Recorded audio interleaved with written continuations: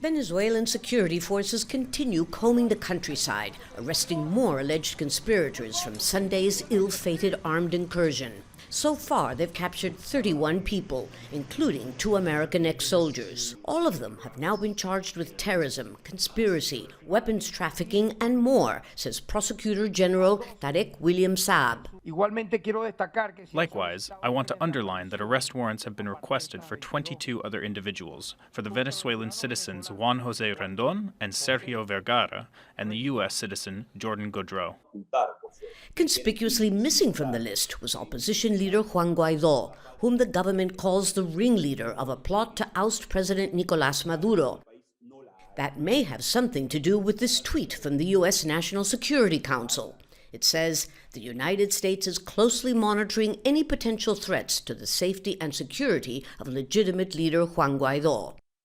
Venezuela's government boasts that it knew every detail of the incursion before it happened, and with good reason. The plan had been devised by Cliver Alcalá, a former Chavez ally indicted by Washington for drug trafficking, who turned on Maduro and then fled to Colombia. There, he hooked up with Jordan Goudreau, a former U.S. Green Beret and CEO of a security company called Silvercorp. At 1700 hours. In October, they presented a plan to Juan Guaidó to overthrow Maduro. The opposition leader allegedly signed a preliminary agreement, but then broke it off. Guaidó denies it. But that wasn't the end of it.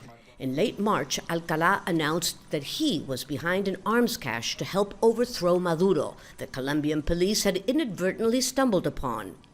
Days later, Alcalá was extradited to the United States, but not before revealing more details.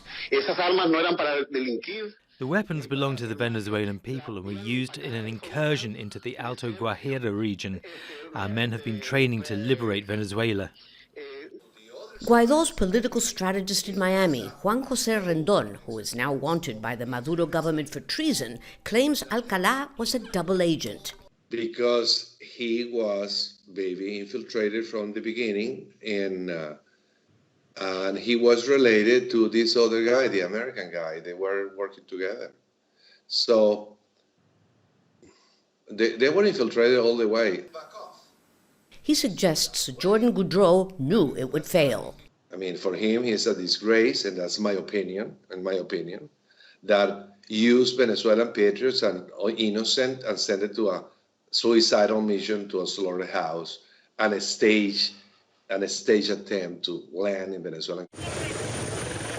Who paid or was going to pay whom how much is one of the many missing pieces of this puzzle.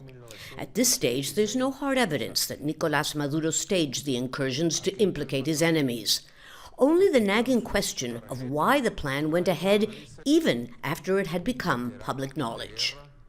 Lucia Newman, Al Jazeera.